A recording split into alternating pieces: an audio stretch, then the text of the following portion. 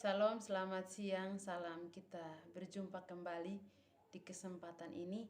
Saya Ariana Marica saya dari mahasiswi IAKN Kupang, jurusan PG PAUD semester 2. Dan kali ini saya akan mempresentasikan dari mata kuliah Psikologi Perkembangan 1 yang diasuh oleh Bapak Didi Amseke dengan materi teori perkembangan sosial menurut 4 tokoh. Yang pertama, teori perkembangan sosial oleh Sigmund Freud. Teori perkembangan Sigmund Freud adalah kehidupan jiwa yang memiliki 3 tingkatan kesadaran, yaitu yang pertama, sadar. Menurut Freud, hanya ada beberapa kegiatan mental kecil yang bisa bertahan di tingkat kesadaran. Contohnya, persepsi, pikiran, perasaan, dan bahkan ingatan. Yang kedua, prasadar. Prasadar adalah jembatan antara sadar dan tak sadar.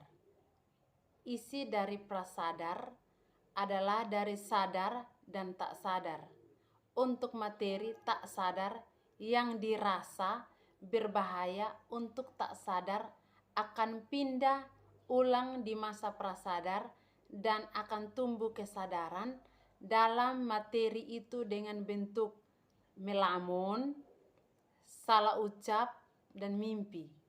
Hal itu juga akan menjadi isi prasadar dan tak sadar. Yang ketiga, tak sadar. Tak sadar adalah bagian paling dalam yang terpenting dalam kehidupan jiwa. Freud membuktikan bahwa ketidaksadaran adalah kenyataan, bukan abstrak. Yang hal itu dibawa sejak lahir atau pengalaman-pengalaman yang dialami sejak kecil. Kesadaran ini, ketidaksadaran ini sangat berpengaruh pada tingkah laku, namun seorang itu tetap tidak menyadari, seperti kesehatan mental, baik dalam maupun fisik, kognitif, kecerdasan, emosi, dan perilaku. Yang kedua, teori perkembangan sosial Watson.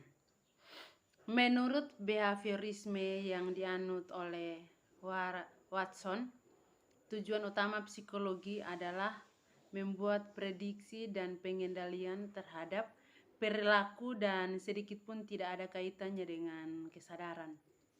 Menurut teori ini yang dapat dikaji oleh psikologi adalah benda-benda atau hal-hal yang dapat dikaji oleh psikologi adalah benda-benda yang dapat diamati secara langsung, yaitu rangsangan atau stimulus, gerak balas atau respon, sedangkan hal-hal yang terjadi pada otak tidak berkaitan dengan kajian.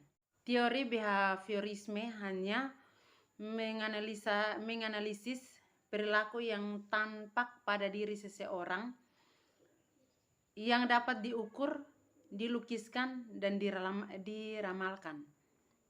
Behaviorisme memandang pula bahwa ketika dilahirkan, pada dasarnya manusia tidak membawa bakat apa-apa. Manusia akan berkembang berdasarkan stimulus yang diterimanya dari lingkungan sekitar. Jadi, jika gerak balas telah diamati dan diketahui, maka rangsangan dapat diprediksikan. Begitu juga jika rangsangan telah diamati dan diketahui, maka gerak balas pun dapat diprediksikan. Dengan demikian, setiap perilaku itu dapat diprediksi dan dikendalikan. Terdapat 3 prinsip dalam aliran behaviorisme. Yang pertama, menekankan respon terkondisi sebagai elemen atau pembangunan perilaku. 2, perilaku adalah dipelajari sebagai konsekuensi dari pengaruh lingkungan maka sesungguhnya perilaku terbentuk karena dipelajari. Yang ketiga, memusatkan pada perilaku hewan. Manusia dan hewan sama jadi mempelajari perilaku hewan dapat digunakan untuk menjelaskan perilaku manusia. Yang ketiga, teori perkembangan B.F. Skinner. Skinner menekankan pada perubahan perilaku yang dapat diamati dengan mengabaikan kemungkinan yang terjadi dalam proses berpikir di otak seseorang. Skinner melakukan eksperimen terhadap tikus dan selanjutnya terhadap burung merpati untuk menghasilkan hukum-hukum belajar. Skinner membedakan adanya dua macam respon, yaitu responding conditioning dan operant and conditioning. Responden conditioning atau response adalah respon yang diperoleh dari beberapa stimulus yang teridentifikasi. Yang kedua itu operant conditioning adalah suatu respon terhadap lingkungan. Yang keempat, teori perkembangan sosial Albert Bandura. Bandura menekankan teorinya pada proses belajar tentang respon lingkungan oleh karena teorinya disebut teori belajar sosial dan modeling. Teori belajar sosial Albert Bandura prinsipnya adalah perilaku menurut hasil interaksi resiprokal antara pengaruh tingkah laku, kognitif, dan lingkungan.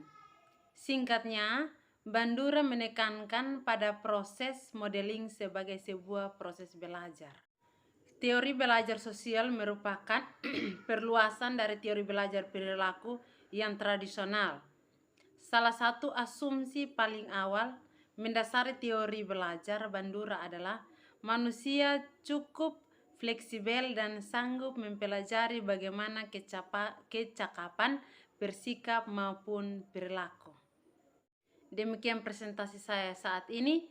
Akhirnya saya ucapkan terima kasih. Tuhan Yesus memberkati. Shalom.